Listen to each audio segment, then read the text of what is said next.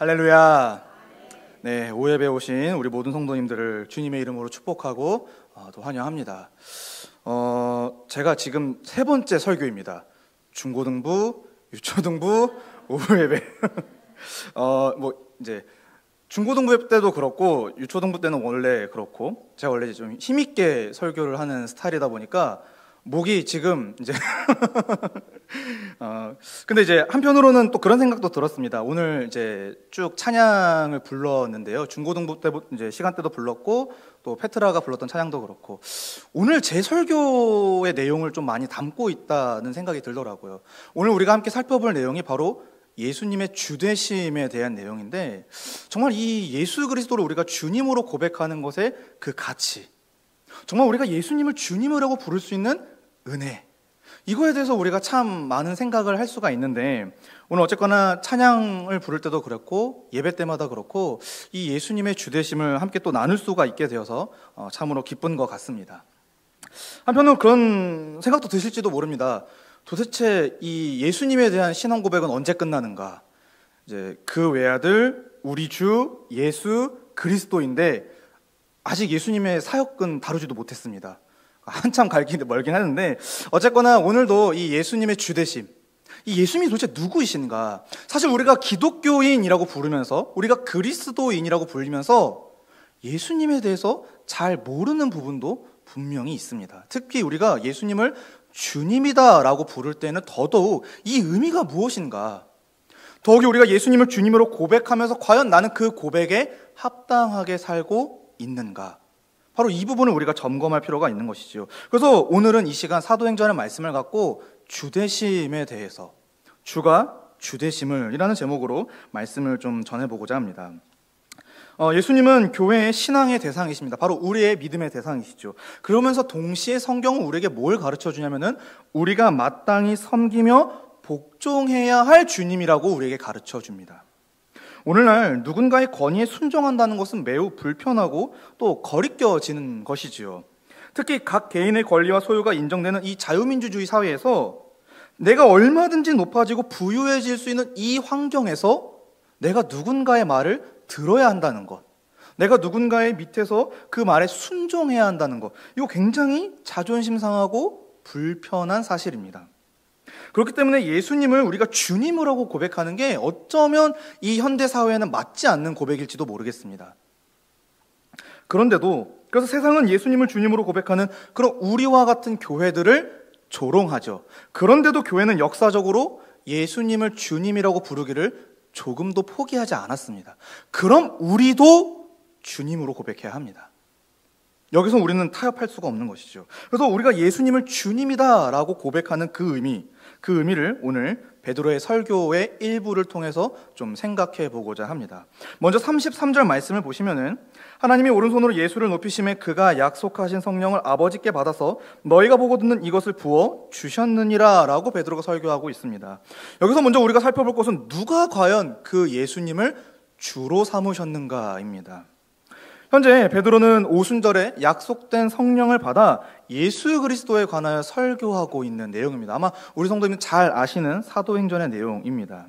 사도행전은 성령을 받은 사도들의 복음 전도 사역을 기록한 성경이죠. 특별히 이 2장은 이제 베드로를 비롯한 다른 제자들이 성령을 받은 직후에 각기 다른 언어들로 하나님의 큰 일을 말하는 그 장면을 시작을 했고 또 예루살렘에 거주하는 사람들이 이를 보고 수군거리는 저들이 세술에 취하였다라고 조롱하는 것을 배경으로 삼고 있습니다.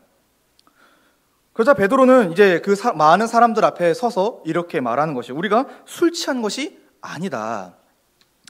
오히려 지금 우리 가운데 벌어진 이 성령이 말하게 하심은 바로 구약의 요엘 선지자가 예언했던 그 예언이 성취된 결과다라는 것이 베드로의 설교입니다. 즉 하나님이 자신의 영이신 성령을 이제 각 육체에 부어주심으로써 예언된 말세, 우리가 흔히 종말이라고 부르죠. 바로 그 종말이 이제 시작되었다라는 것이 베드로의 설교 내용입니다. 그러면서 베드로는 이미 시작된 이 말세, 이 종말에서 과연 누가 구원을 받을 것인가? 우리가 어떻게 하면 이 말세에서 구원을 받게 될 것인가? 한 이름을 믿어야 되는데, 한 이름을 불러야 하는데 바로 그 이름이 자신들과 함께 하셨고 자신들이 보는 앞에서 하늘로 올라가신 바로 그 예수 그리스도다라는 것이 베드로의 설교 내용입니다. 그래서 이제 그분이 행하신 일, 특별히 죽으심과 부활하심, 그리고 승천하심에 관하여 베드로가 설교하는 내용이 주로 2장에 담겨져 있습니다. 그 가운데 우리가 33절 한 절을 읽은 것이죠. 여기서 베드로의 설명에서 우리가 주목할 점은 바로 이겁니다. 예수님이 하나님에 의해 높이 여김을 받으셨고 약속하신 성령을 제자들에게 부어주셨다라고 하는 내용이죠.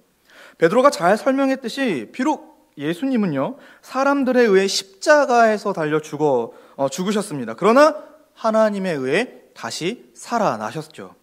그리고 마찬가지로 하나님에 의해서 또 하늘로 올라가셨습니다. 베드로는 이 장면 역시, 그러니까 예수님이 하늘로 올라가신 그 장면 역시도 하나님이 하신 일이다라고 우리 가운데 해석을 해주고 있죠. 그래서 부활하신 예수님은 지금 하나님에 의해 높아지셨다라고 하는 것이죠. 실제로 예수님은 불과 며칠 전에 40일 전에 제자들이 보는 앞에서 하늘로 올라가셨습니다. 이것은 하나님이 오른손으로 그분을 높이셨기 때문이다. 예수님은 스스로 올라가신 게 아닙니다. 하나님의 큰 권능에 오른손으로 하늘로 올라가 높이 여김을 받으셨죠. 엄연히 수동적인 사건입니다. 예수님은 하나님에 의해 높아진 후에 이전에 제자들에게 약속하셨던 성령을 아버지께 받아서 이제 그들에게 부어주십니다. 요한복음 16장 7절 말씀에 그러나 내가 너희에게 실상을 말하노니 내가 떠나가는 것이 너희에게 유익이라. 내가 떠나가지 아니하면 보혜사가 너희에게로 오시지 아니할 것이요 가면 내가 그를 너희에게로 보내리니. 그래서 예수님 지금 하늘로 올라가셔서 그 하늘에서 약속대로 성령을 제자들에게 지금 부어주고 계십니다. 이러한 성령의 부어짐 역시 하나님이 오른손으로 예수님을 높이셨기 때문에 가능한 일인 것이죠. 그래서 높아지신 예수님으로부터 성령이 나오시게 됩니다. 아까도 말씀드렸다시피 오늘 이 사도 베드로의 설교에서 우리가 주목할 점은 이겁니다. 하나님이 예수님을 높이셨습니다. 예수님의 명예와 권위, 그 권세는 우리와 같은 사람에 의해서 높아지신 게 아니라 하나님이 높이신 겁니다. 바꿔 말하면 높으신 하나님이 그분을 높이셨기 때문에 사람이 그분의 높음을 어떻게든 낮출 수가 없는 것이죠. 왜? 전능하신 하나님께서 높이셨기 때문입니다. 반대로 그분의 어떤 명예와 권위를 낮춘다면은 그건 신성모독입니다. 왜냐하면 하나님이 높이셨기 때문이죠. 역사적으로 예수님의 명예와 권위 그리고 그 권세를 변질시키려는, 낮추려고 하는 수많은 시도가 있었습니다. 심지어 지금도 이루어지고 있는데 바로 예수님을 일반적인 피조물 중 하나, 또 우리와 같은 사람 중, 많은 사람 중에 조금 특별한 사람, 조금 도덕적으로, 윤리적으로, 사회적으로, 문화적으로 조금 괜찮은 사람 정도로 예수님을 오늘날 사람들이 낮춰 평가하고 있습니다. 이것은 예수님을 높이신 하나님의 권세에 대한 심각한 도전이지요. 어쩌면 우리 중에도 그런 생각을 갖고 있을지도 모릅니다. 예수님을 높으신 하나님이라기보다는 우리 중 어떤 좀 모범적인 인물, 우리가 그냥 좀 본받을 만한 인물, 그 정도로 생각하는 것 자체가 높으신 예수님을 낮추는 행위입니다. 따라서 우리는 예수님의 명예와 권위를 변절시키려는 모든 시도와 주장을 여러분 경계해야 합니다. 베드로의 설교대로 이 예수를 하나님이 살리셨고 하나님이 오른손으로 예수님을 높이셨습니다. 그러니까 예수님의 주되심이라고 하는 것 자체가 우리가 만든 것이 아니라 하나님이 그렇게 높여주셨다라고 하는 것이지요. 그래서 우리는 그분의 권세를 인정할 수밖에 없는 것입니다. 왜? 하나님이 그분을 높이셨기 때문입니다. 이걸 우리는 믿는 것입니다. 먼저. 그렇다면 그렇게 높아지신 예수님은 어떤 권세를 지니고 계십니까? 바꿔 말하면 그분의 주권은 얼마나 크고 위대한 것입니까? 했을 때 34절과 35절에서 베드로가 설명을 하고 있습니다. 다윗은 하늘에 올라가지 못하였으나 친히 말하여 이르되 주께서 내 주에게 말씀하시기를 내가 내 원수로 내 발등상이 되게 하기까지 너는 내 우편에 앉아있으라 하셨도다 하였으니. 여기서 지금 베드로는 예수님이 이렇게 높아지신 것이 다윗을 통하여 이미 예언된 사실이라는 것을 입증하고 있습니다. 다윗은 예수님의 죽음과 부활뿐만이 아니라 승천과 주되심까지도 예언한 구약의 위대한 선지자 역할을 한 겁니다. 본문에서 베드로가 인용하시는 다윗의 시편 110편 1편인데 이렇게 기록되어 있습니다. 여호와께서 내 주에게 말씀하시기를 내가 내 원수들로 내 발판이 되게 하기까지는 너는 내 오른쪽에 앉아 있으라 하셨도다. 그러니까 지금 베드로가 이 다윗의 시를 인용하면서 예수님의 주되심을 설명해내고 있는 것이죠. 이것은 예수님께서도 자신에 대해 말씀하실 때 인용했던 아주 유명한 구절입니다. 자막에는 없는데 마태복음 22장 41절과 46절, 또 마가복음 12장 35절부터 37절, 누가복음 20장 41절부터 44절에 예수님께서도 다윗의 시를 인용하시면서 내가 바로 그 주이다 라고 소개하셨고, 이제 성령을 받은 베드로가 그 예수가 바로 주님이다 라고 우리에게 설명해 주고 있는 것입니다. 그래서 이 시편을 조금 더 해석을 해보자면은 하나님이 예수님에게 하신 말씀입니다. 비록 다윗이 예언했고 다윗이 기록을 했지만 그것은 다윗에게 하신 말씀이 아니라 하나님께서, 성부 하나님께서 성자 하나님인 예수님에게 말씀하고 있는 것이지요. 그래서 표준 세번역은 내가 내 원수를 내 발 아래에 굴복시키기까지 너는 내 오른쪽에 앉아 있어라 라고 쉽게 번역을 했습니다. 즉 예수님은 하나님이 친히 원수를 항복시키기 전까지 그분의 우편에 앉아 계셔 있는 그런 상황이 되는 겁니다. 이러한 다윗의 예언은 실제로 성취가 되었습니다. 우선 예수님의 원수가 누굽니까? 바로 우리 인류를 죄로 유혹했던 사탄입니다. 바로 그 악한 세력이죠. 바로 그 악한 세력은 예수님의 죽음과 부활로 인해 권세를 상실했습니다. 이미 그들은 힘을 잃은 것이지요. 그리고 마치 사형 집행을 기다리는 사형수처럼 마지막 때에 이루어질 하나님의 영원한 형벌을 기다리고 있는 상황입니다. 즉 이미 그들은 무너졌고 아직 그 심판의 때가 임하지 않았습니다. 그동안에 예수님은 보좌 우편에 앉아 계시는 것이죠. 그래서 지금 예수님이 어디에 계십니까? 라고 질문했을 때 보좌 우편에 앉아 계십니다 라고 사도신경에도 기록되어 있는 이유입니다. 다윗의 예언대로 예수님은 죽음과 부활 이후 하늘에 오르사 하나님 우편에 앉아 계시지요. 보편적으로 우리가 이제 누군가의 우편에 앉는다라는 것은 그와 동등한 권세, 동등한 권위를 지녔음을 상징합니다. 흔히 우리가 내 오른팔이야 혹은 조직의 2인자 이런 느낌으로 쓰는 것이죠. 그래서 예수님이 하나님 우편에 앉아 계신다, 또 하나님이 자기 우편에 예수님을 앉히셨다라는 것은 지금 하나님께서 어떤 것을 우리에게 말씀하시냐면은 바로 내 오른쪽에 앉아 있는 내 아들이 나와 동등한 권세를 지닌 하나님이다라는 것을 우리에게 선포하고 계신 것입니다. 하나님 우편에 앉아 계신 바로 그 예수님은 창조주 하나님과 동등한 권세를 지닌 전능하신 하나님으로 지금 표현되고 있는 것이지요. 물론 예수님이라고 하는 분은 본질적으로, 원래부터 하나님이셨습니다.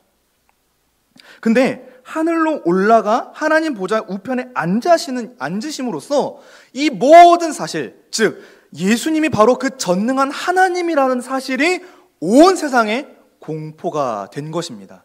바로 하나님께서 그렇게 선언해 주신 것이죠. 이 아들이 바로 내 아들이다. 이 아들이 바로 너희가 믿고 너희가 섬겨야 할 전능자 주님이다. 바로 그 의미가 있는 것입니다. 그래서 흔히 이 예수님이 하늘로 올라가신 사건은 예수님의 즉위식, 즉 왕이 되시는 사건, 왕으로 임명받으시는 사건으로 불리기도 합니다. 따라서 십자가에 달려 죽으시고 사흘 만에 부활하셨으며 하늘에 오르사 하나님 보좌 우편에 앉아 계신 예수님은 온 우주와 만물을 창조하고 다스리는 하나님이시며 모든 것에 대하여 권세를 행하시는 왕 중의 왕, 신 중의 신, 바로 참 하나님이다라는 것이 바로 이 주되심의 의미가 있는 것입니다. 바로 다윗은 이런 예수님의 왕권을 미리 예언한 인물인 것이죠. 에베소서 1장 23절에 사도가 이렇게 고백하죠. 또 만물을 그의 발 아래에 복종하게 하시고 그를 만물 위에 교회의 머리로 삼으셨느니라. 그래서 지금 이 예수님을 하나님께서 만물의 머리, 특별히 교회의 머리로 삼아 주신 것입니다. 그렇게 해서 주권을 행사하는 하나님으로서 우리 가운데 계시해 주신 것이죠. 안타깝게도 이 세상에 속한 사람들은 예수님의 이러한 권세를 조금도 인정하지 않습니다. 그분이 하신 말씀에 귀 기울이는커녕 멀리 떨어져서 그분을 조롱하죠. 심지어 어떻게든지 그분을 연약한 피조물 중에 하나로 만들고자 애쓰는 것이 바로 이 악한 세상입니다. 이것은 예수님이 활동하던 시대의 사람들에게서도 보였던 반응이죠. 예수님을 받아들이지 않습니다. 특히 주님으로 더더욱 받아들이지 않습니다. 그분이 내 주인이라고? 그분이 내 영혼에, 내 육체에, 내가 살아가는 모든 영역의 주인이라고? No. 내 삶의 주인은 나야. 바로 이게 이 시대에 흐르는 정신인 것이지요. 반면에 성경은 예수님이 하나님과 동등한 권세를 가지신 주님이라는 사실을 우리에게 너무나도 강조합니다. 예수님 역시 창조와 섭리의 주권자이십니다. 그렇기 때문에 모든 피조물이, 우리를 포함하여 이 세상에 존재하는 모든 피조물이 예수님의 말씀에 복종하는 것이지요. 우리에게는 바로 그러한 주되심이 필요한 것입니다.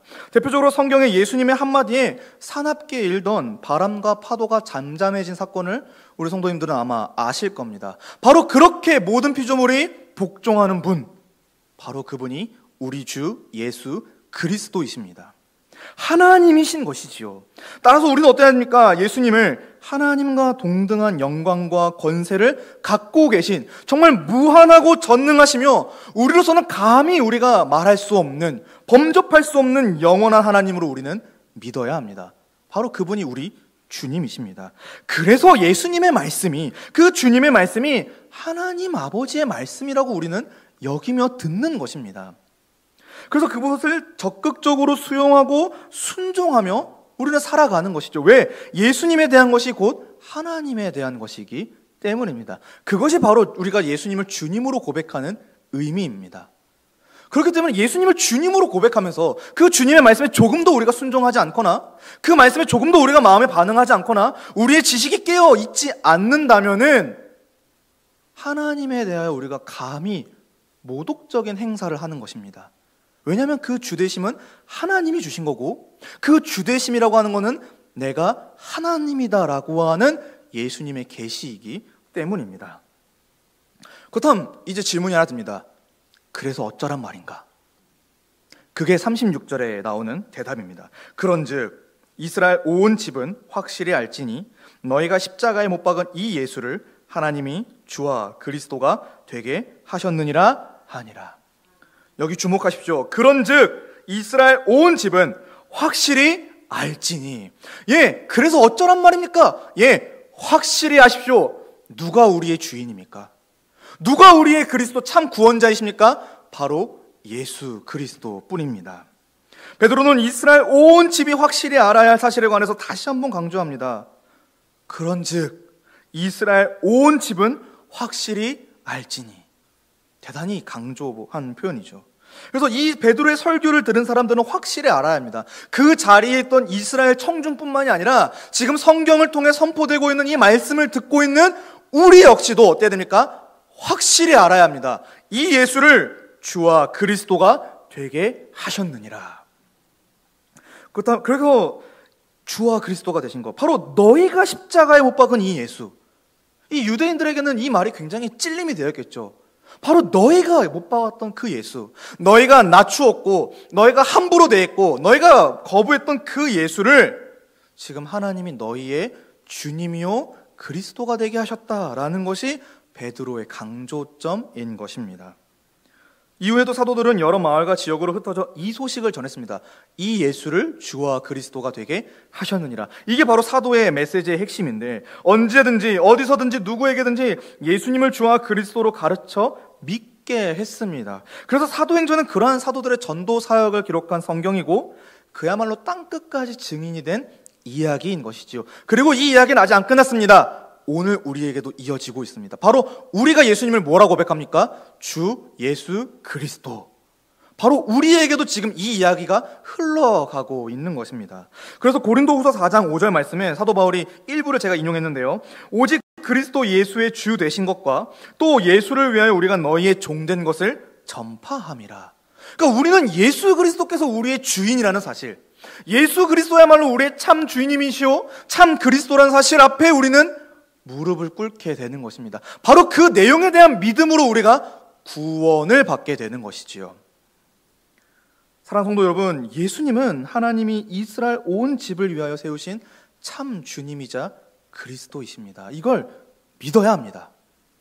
이스라엘 온 집, 이거는 단순히 사도들이 활동했던 이 예루살렘과 또 유대에 거주했던 유대인들, 그러니까 이스라엘 사람들만을 향한 게 아닙니다.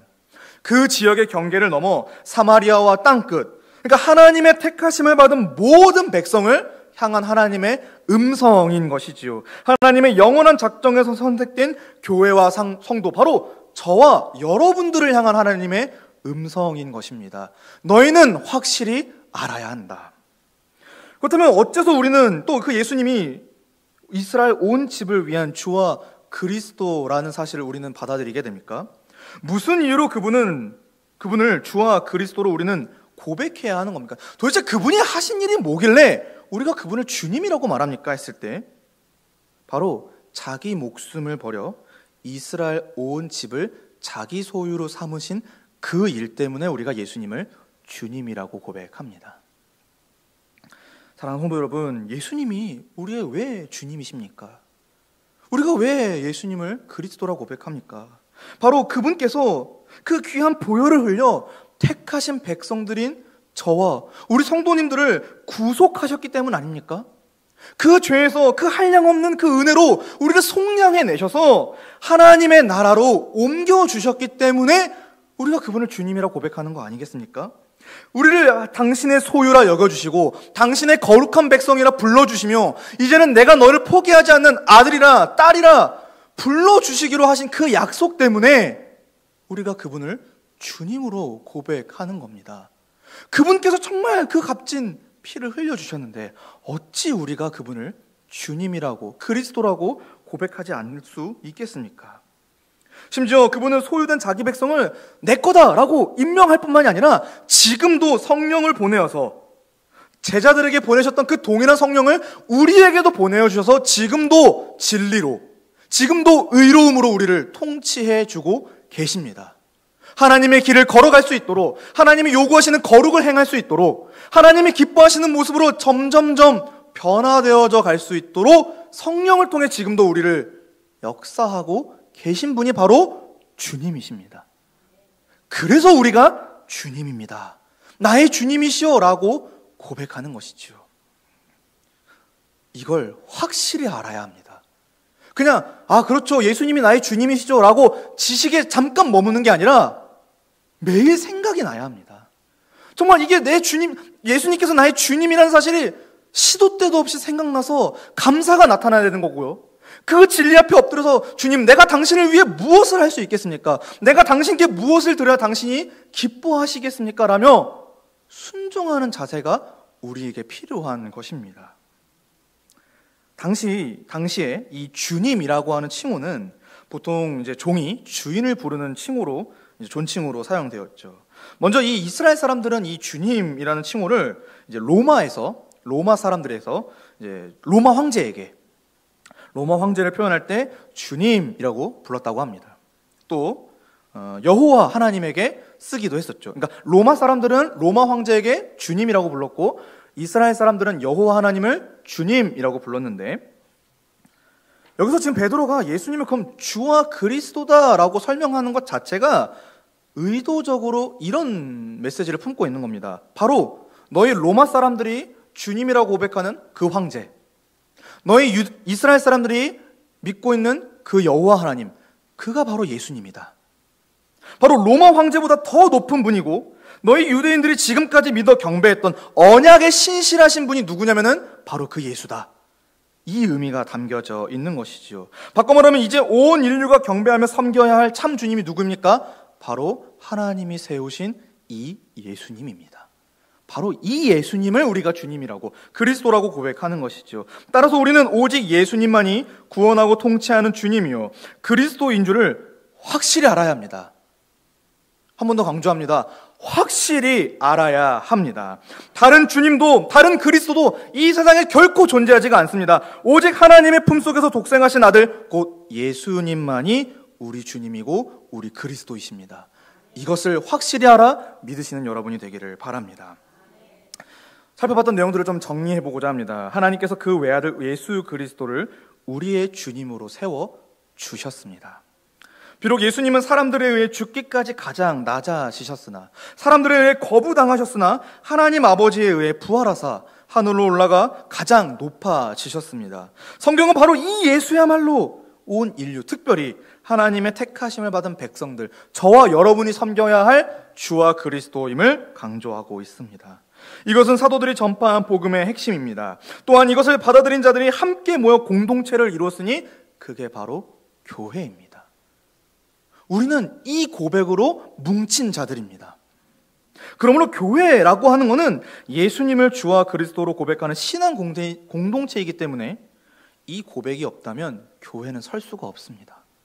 그래서 예수님을 주님으로 고백하는 것, 그리스도로 고백하는 것, 그분이 도대체 누구이신가를 아는 게 너무 중요한 일이지요. 우리 신앙의 선배들이 만들었던 하이델베르크 요리 문답이라고 하는 신앙의 건전한 도구가 있습니다. 여기 34문을 제가 읽어볼 테니 우리 성도님들께서 뒤에 나오는 자막, 답변을 읽어주시면 되는데요. 34문은 이렇게 질문합니다. 그대는 왜 그러니까 예수님을 우리 주님이라 부릅니까? 답변을 읽어주시면 됩니다.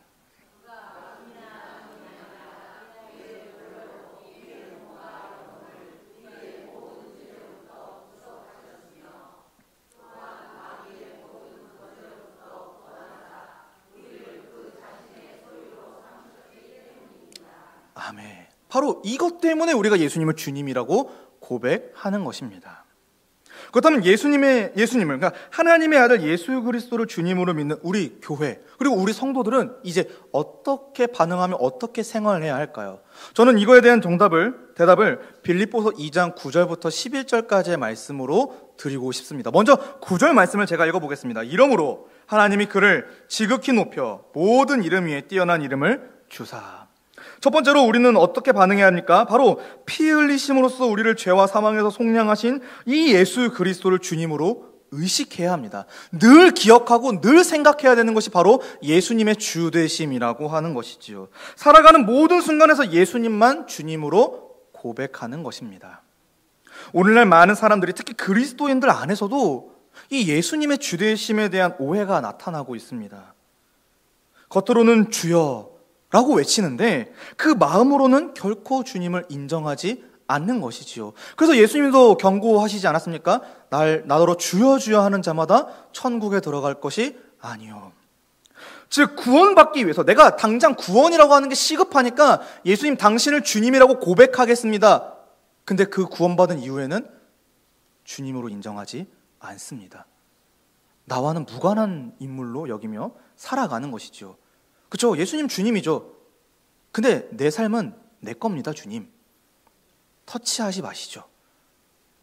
어쩌면 우리가 이렇게 살아가고 있지 않습니까? 성경은 이런 오해를 적극적으로 반대합니다. 도리어 하늘에 오르신 이 예수야말로 개인과 공동체에 그들의 일상에서 위대한 주권을 행하시는 참 주님이라는 사실을 너무 많이 강조합니다. 끊임없이 우리에게 강조해주고 있습니다. 이 예수를 주와 그리스도가 되게 하셨느니라. 달리 말해서 믿음으로 구원받은 사람은 반드시 예수님을 주님으로 인정하며 살아야 합니다. 그러므로 우리는 일상에서 예수님의 주되심을 의식해야겠습니다. 하나님이 높이신 그분의 이름과 그 영광에 우리가 매우 민감해져야 하는 것이지요. 지금 내가 이렇게 일상생활에서 내가 호흡하며 살아가고 있지만 난 누구 것이지? 지금 내가 걸어가고 있는 이 걸음이 누가 인도하시는 거지? 내가 지금 먹고 있는 거, 내가 마시고 있는 거, 내가 누리는 거, 그거 누가 주신 거지? 아, 날 구속하신 주 예수 그리스도. 자막에는 없지만 아마 우리 성도님들이 많이 외우고 계시는 말씀인 겁니다. 사도의 고백인데요. 이제는 내가 사는 것이 아니요 오직 내 안에 그리스도께서 사시는 것이라. 바로 그 고백이 우리에게 있어야 한다라고 하는 것입니다. 2장 10절 말씀입니다. 하늘에 있는 자들과 땅에 있는 자들과 땅 아래에 있는 자들로 모든 무릎을 예수의 이름에 꿇게 하시고. 두 번째로 우리의 반응은 이런 거죠. 우리의 주님께서 요구하시고 명령하신 모든 계명에 우리는 기쁨과 순종으로 그리고 겸손으로 반드시 순종해야 합니다. 예수님의 소유입니다. 우리는 내 인생 내게 아니라 주님 겁니다. 주님의 소유로 능력과 권세를 지니신 주님께 복종하는 것이지요. 우리의 어떠함과 상관없이, 우리의 의견과 상관없이 하나님은 예수님을 주와 그리스도가 되게 하셨습니다. 그래서 이 세상에 존재하는 모든 피조물들이 그 이름 앞에 무릎을 꿇도록 하나님이 만들어 주신 것입니다. 그렇게 섭리해 내셨고 구원의 모든 역사를 펼쳐 놓으신 것이죠. 그리고 그 가운데 우리를 선택하여 예수님을 주님으로 고백하는 그 기쁨의 자리에 우리를 참여시켜 주신 것입니다. 따라서 우리는 예수님을 우리의 주와 그리스도로 인정하며 그분이 말씀하신 모든 계명에 순종해야 합니다. 여기서 강조점은 모든 계명입니다. 내가 원하는 계명, 내가 원하는 말씀, 오늘 나에게 참 좋았던 말씀이 아니라 예수님께서 성경을 통해 우리에게 주시는 모든 말씀에 순종하는 겁니다. 그것이 우리의 기분과 감정과 경험과 이성과 우리가 갖고 있는 어떤 그런 것 상관없이 주님의 말씀이라면 순종해야 하는 것입니다. 그렇다면 우리 주님께서 우리에게 요구하시는 계명은 뭡니까? 도대체 우리에게 성경을 통해 우리에게 주시는 말씀이 뭡니까? 한 단어로 요약하면 사랑입니다. 성경에서 말하는 사랑은 그런데 이 세상에서 말하는 사랑과 다르죠. 바로 하나님을 향한 사랑이고 이웃을 사랑입니다. 이 세상은 자기 자신을 너무 사랑합니다. 내가 중심이고 내 기분과 내 경험이 더 우선이며 그래서 나를 만족하는 게 이 세상에서의 사랑이라면은 성경이 우리에게 제시하고 주님께서 저와 여러분에게 제시하시는 그 사랑은 하나님을 향한 거고 이웃을 향한 것입니다. 결국 하나님을 사랑하고 이웃을 사랑하는 일로서 예수님이 나의 창조주이자 구원자이심을, 나의 참 주님이요 나의 참 그리스도라는 사실을 드러내도록 하신다라는 것입니다. 단 오해하지 마십시오. 주님의 계명에 순종하는 게 우리에게 되게 억울하고 부당하며 어떤 불리한 일을 주님께서 우리에게 요구하시는 게 아닙니다. 오히려 주님의 계명에 순종하는 것이야말로 우리 영혼이 너무 기뻐하는 일이고 하나님이 준비하고 약속하신 영원한 복락에 참여하고 이 땅에서 누리는 유일한 방법이 말씀에 순종하는 겁니다.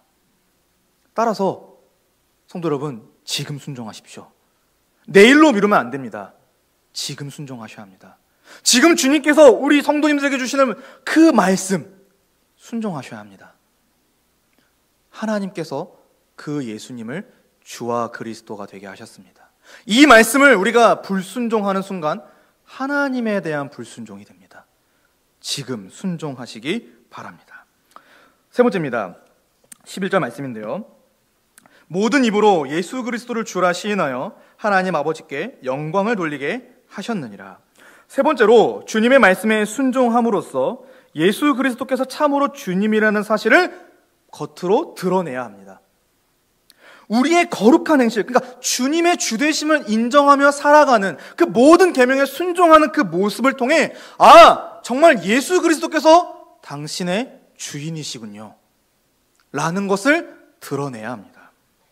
우리가 그리스도인이라고 불리죠. 또 우리가 그리스도의 교회라고 불립니다. 근데 왜 우리가 그렇게 불리냐면은 바로 주 예수 그리스도께서 친히 자신의 보혈로 우리를 구속하셨기 때문입니다.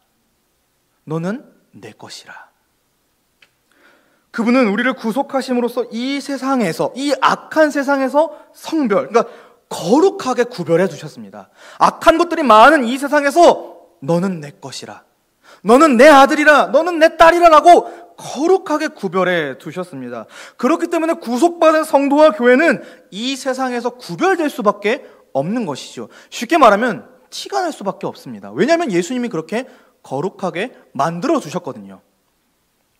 그리스도인들의 구별됨, 즉 주되심을 인정하며 그분의 모든 계명에 순종하는 그 거룩한 행실은 바로 이 세상을 향한 하나님의 메시지입니다. 그래서 우리가 그리스도의 편지다라는 표현을 쓰기도 하죠.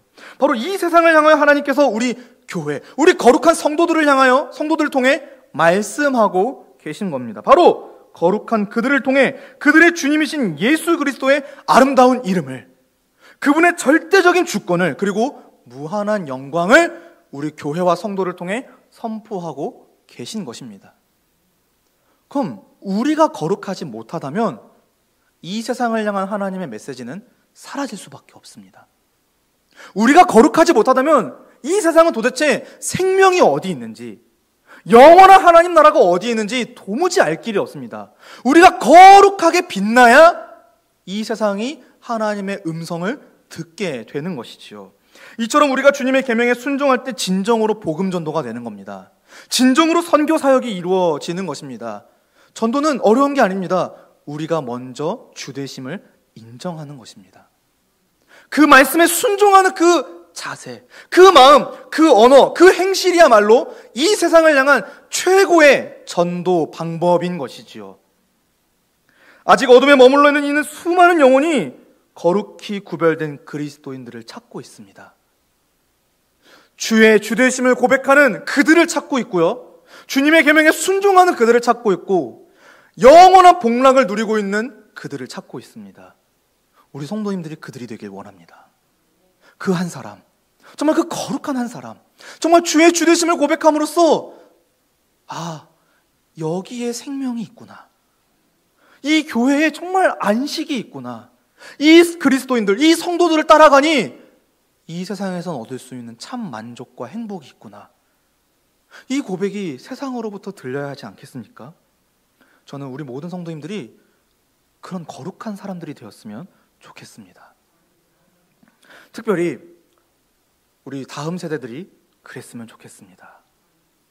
오늘 중고등부 설교를 했고요, 또 유초등부 설교를 하면서 들었던 마음은 이 어린 영혼들이 정말 어두운 세상에서 주의 주되심을 드러내는 영혼들이 되었으면 좋겠습니다. 그러기 위해선 여기 앉아 계신 어른들이 먼저 거룩해지셔야 합니다. 아이들이 보고 있습니다. 우리가 먼저 거룩해져야 하는 것이지요. 그래서 성도의 구별된 삶이 중요한 것입니다. 사랑하는 성도 여러분, 모든 순간에서 주가 주되심을 드러내는 성도님들 되시길 원합니다. 성도가 무엇입니까? 거룩한 무리 아닙니까?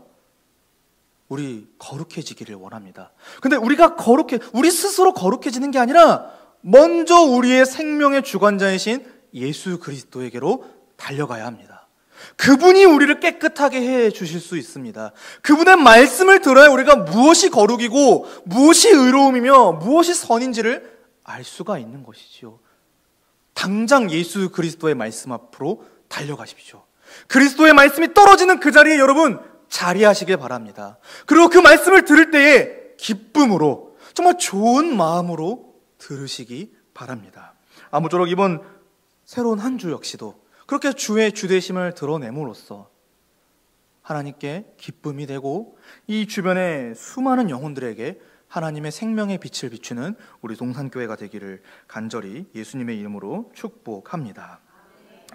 거룩하고 자비로우신 하나님 아버지, 오늘 우리에게 말씀을 통하여 귀한 진리를 깨닫게 해주셔서 감사합니다. 특별히 당신이 보내신 그 아들이 우리의 그리스도이자 주님이라는 사실을 확인시켜 주시니 더욱 감사합니다.